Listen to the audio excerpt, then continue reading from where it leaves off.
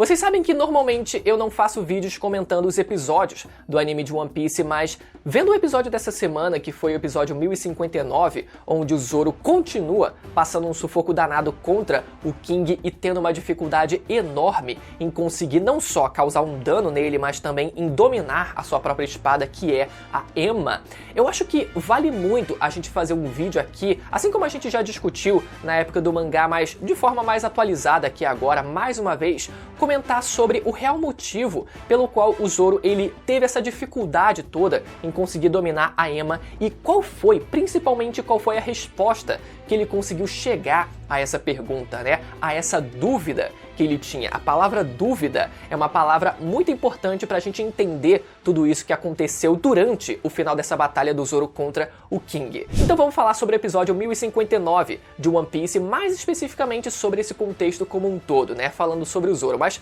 antes de falar sobre ele, tem um diálogo muito bom nesse episódio que eu não queria deixar de notar, que foi o Queen exaltando a raça do King e dizendo, né, como ele é um sobrevivente dos Lunarianos, que eram considerados extintos. Eles são monstros capazes de sobreviver em qualquer ambiente. E o Sanji, né, faz aquela pausa dramática, já com a resposta em mente, na ponta do cigarro dele, e ele vai e diz, né, é mesmo? Então, como é que eles foram extintos? E a resposta do Queen é isso, que ele fica sem resposta nenhuma, ele só diz, vai procurar num livro de história, sabe? É o clássico, vai estudar, sabe? Sem argumento, foi quebrado completamente no argumento, né? Mas agora finalmente indo à questão do Zoro nesse episódio, a gente vê, né, ele com a sua aura de Super Saiyajin, mas vamos falar sobre isso.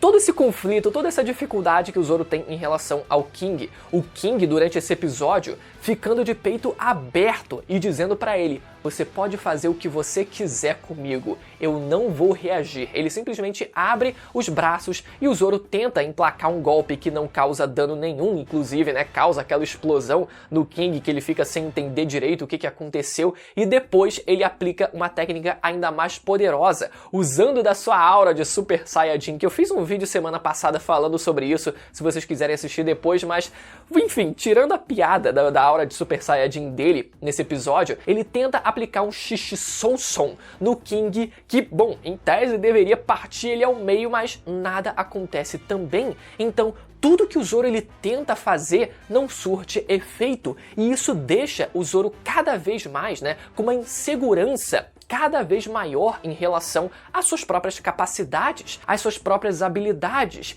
E somado a isso, a essa dúvida que ele começa a sentir sobre si mesmo, a gente tem um gatilho nesse episódio que foi a Hiyori tocando o seu shamisen e a Emma, a espada Emma, conseguindo ouvir aquele som, ouvir aquela música e começando a reagir. Ela começa a reagir e começa a sugar o haki do Zoro naquele momento, que fica sem entender nada do porquê a espada começou a reagir daquela forma. Isso porque, somado ao fato do Zoro já ter ficado numa completa dúvida quanto a si mesmo, naquele momento a Emma ela ouve o som tocado pela sua antiga dona, que foi a Hiyori. Então naquele momento a espada Emma ela começa a duvidar se quem deveria empunhar ela própria, né, seria o Zoro, que foi para quem a espada foi passada, ou se seria a Hiyori, que seria a antiga dona daquela espada. E a gente sabe que a Emma ela tem essa peculiaridade de sugar o haki do armamento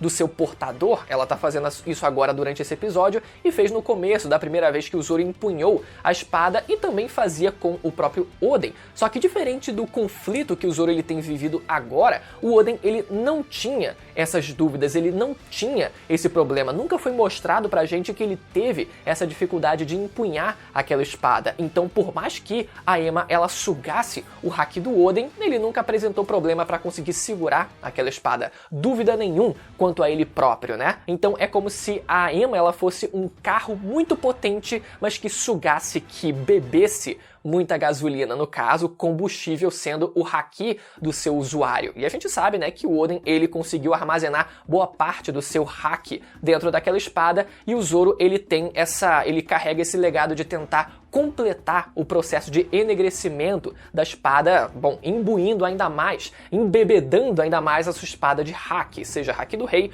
ou seja o haki do armamento. Então, voltando ao episódio, a gente vê que o Zoro, ele leva uma bicada do King e quase cai de Onigashima, e nesse momento ele perde as suas espadas e ele começa a tentar recuperar elas, colocar elas de volta nas suas mãos, né? O Zoro, ele, naquele momento que vê a Sandai Kitetsu, ele relembra de quando dominou aquela espada, inclusive a gente tem, né, um repeteco da animação, uma remasterização daquelas cenas do passado, lá do arco do East Blue, que foram bem legais, né? Da gente ver elas reanimadas numa qualidade mais moderna, né? Nos traços mais modernos, e depois ele relembrando de quando herdou a Wado Ichimonji.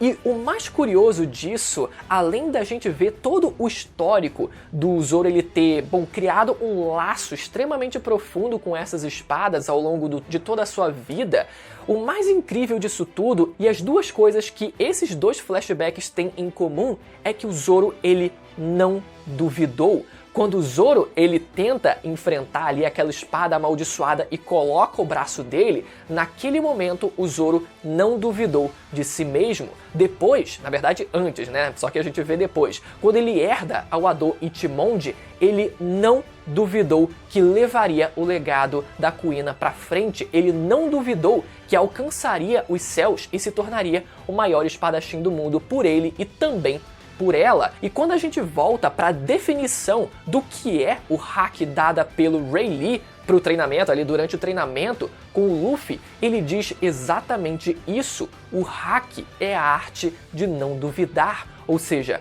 você não pode duvidar de si mesmo. E é justamente esse o problema do Zoro em tentar empunhar a Ema, somado ao fato dele estar enfrentando um oponente extremamente poderoso, que é o King. Isso tudo fez o Zoro duvidar de si mesmo, e é justamente isso que ele não pode deixar acontecer. E a resposta que o Zoro ele deu para a própria Ema e para o King também no final da batalha foi justamente não duvidar de si mesmo. Se a Ema ela queria consumir o seu haki, então o Zoro ele diz: pode ficar com tudo. E naquele momento ele entrega tanto o seu haki do armamento quanto o seu haki do rei para aquela espada, e foi naquele momento que o Zoro ele passou a não duvidar de si mesmo, a não duvidar das suas próprias capacidades, a não hesitar, mas sim seguir adiante, a não dar um passo sequer para trás, que foi exatamente o que ele fez, por exemplo, contra o Mihawk na sua primeira batalha contra ele, né? Ele mesmo com a faca ali fincada no seu coração,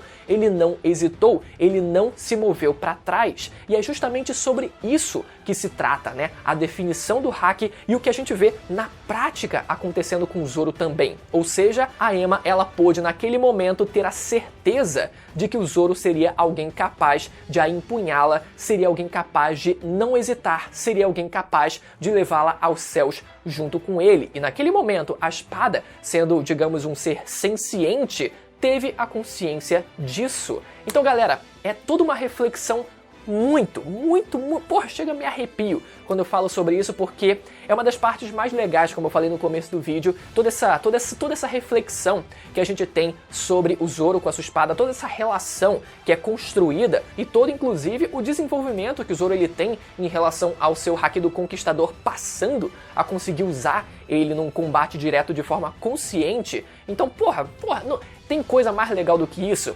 Infelizmente a gente não teve, por exemplo, né, o Zoro visitando o túmulo do Ryuma, mas pelo menos a gente foi muito, e eu diria muito agraciado quanto a todo esse plot do Zoro conseguindo dominar essa espada. Beleza, galera? Espero que vocês tenham gostado desse vídeo. Se você ficou até o final, tenho certeza que você curtiu, então lembra de se inscrever no canal e balançar o sino de Marineford para sempre saber quando tiver vídeo novo. E caso você queira saber como se deu toda essa batalha do Zoro contra o King, eu tenho um vídeo resumindo essa batalha por completo que vai aparecer na tela agora para você poder ir lá assistir. Beleza? Até a próxima. Tchau!